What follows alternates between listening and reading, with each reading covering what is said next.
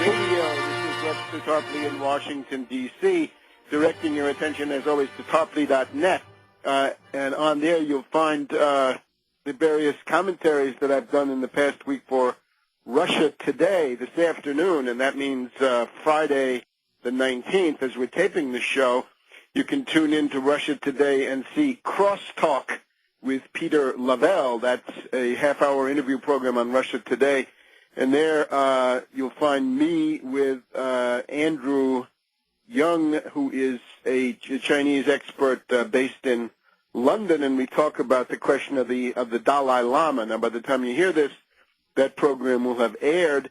However, you can go to tarpley.net, or you can go to the Russia Today YouTube site and watch an excerpt of it, where I'm talking about the Dalai Lama, and you can also go and, I believe by that time you'll be able to get the whole half-hour program through one or two links there from Russia Today. So keep up with that, and of course, it's always tarpley.net. Now, turning our attention away from the looming danger of a U.S. attack on Iran, which is back on the front burner after more than 2 years where it was off the front burner. These are not the eternal verities. This is a shifting situation, and the tides of war and geopolitics have now put the attack against Iran back on the front burner, as we've documented in the first segment. Now let's look at the U.S. offensive in Helmand province, and I think we can now give a diagnosis of what this is about.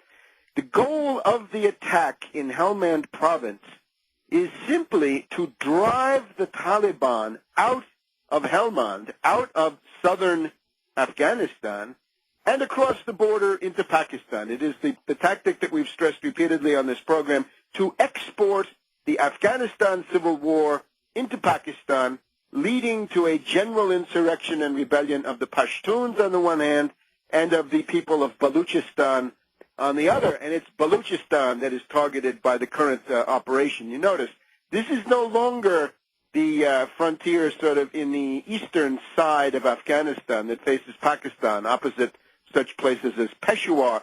This is now the part that faces Quetta, that faces province known as Baluchistan, which is an ethnic group which is shared between Iran and Pakistan. You get the extra added benefit of stirring up the Baluchis on the Iranian side as well. Look at the question of the pre-announcement of this offensive, right? Everybody in the world was scratching their heads for several days. Why does the U.S. NATO command announce in advance what they're going to do? And we saw this General McCaffrey, right, this mercenary character who comes on television and talks, saying, well, of course, we don't care whether they know we're coming. We want them to know we're coming, because the only thing we really want is for them to get out of Helmand province. Yes, get out of Helmand province, General, and go into Pakistan, which is your real target in this. You dare not avow it. You do this as an oblique war, right? It's an indirect war waged against Afghanistan, but the real target is Pakistan, and of course beyond that, it's China that's the target. This is now a growing awareness.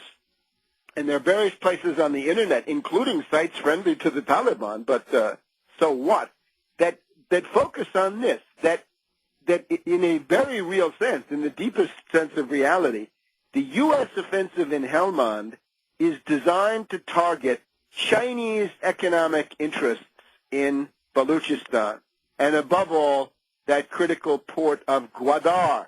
We know that in the lower left-hand corner of Pakistan on the map, that is to say in the extreme southwest corner of Pakistan, sort of like San Diego in the U.S., right, if you think of it, there is this port called Gwadar, which is one of the largest projects being built by China in the overseas territories outside of China, and it's a port which could play a very critical role in providing oil for China. And everybody can see that if you have tankers coming from places like Kuwait or Saudi Arabia, where maybe an oil pipeline is a little bit more difficult to build or doesn't exist for the moment, you could have those tankers come and dock in Gwadar. Then you have a pipeline from there that goes up through Pakistan, Pipelinistan, as it's called, crosses the Himalayas above Kashmir, and goes directly into China. So that China would cut, 10,000 miles off the tanker trip, right? Otherwise, you have to go all around the southern rim of Asia.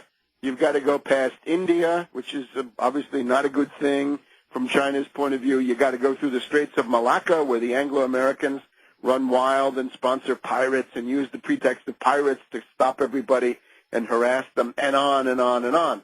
So this port of Gwadar. Now, look at what the U.S. is doing. The assault is on this place called Marja, and again, this is the Helmand River Valley. So you're going to drive them down the Helmand River Valley into what?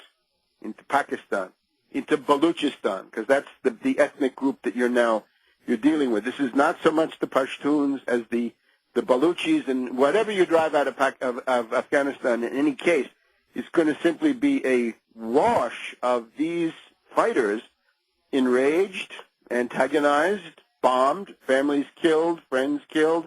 You push them into Pakistan, and where are they going to be? They're going to be slightly north of Gwadar. They're going to be in Baluchistan. And this is now a theme in the Pakistani press, that the Pakistanis have got to take special measures now to defend the Chinese economic interests in this quadrant of Pakistan. And when you see alleged guerrilla attacks beginning in the area of Gwadar, right? Make Gwadar into something like Peshawar or other cities in Pakistan, you will see the goal of this. And again, remember, this is looking at various accounts of this offensive being written by left liberals. They just don't get it. The business with Afghanistan is a cover story. It's a pretext. Afghanistan is not the hub of the world in geopolitical terms in that way. But rather, what they're striking at is the line that goes from Iran across Pakistan and into China. When you think of Iran, always think Iran is the primary oil source for China in the future, according to at least one major option that the Chinese are trying to develop. Right now, it's about 10 to 12% of the oil of China, right? Less than Saudi Arabia, which is 22%. But with Iran, because of the lay of the land, geographically, geopolitically, you can start your pipeline in the Abadan refinery area, and the oil fields which are on the northern coast of the Gulf. You can then have that pipeline come across Iran. It goes into Pakistan, precisely in Baluchistan, and then it crosses into Pakistan, goes up through the Pakistani energy corridor, crosses the Himalayas, and goes into China. And with this you get a land-based, relatively safe vis-a-vis the Anglo-American naval supremacy and their Indian auxiliaries, as well as others, and you get a guaranteed oil source. So this is a thrust. The Anglo-Americans are lunging towards this future Chinese oil lifeline, and that is the significance of Baluchistan. That's why an offensive in Helmand at this time. Back in a minute.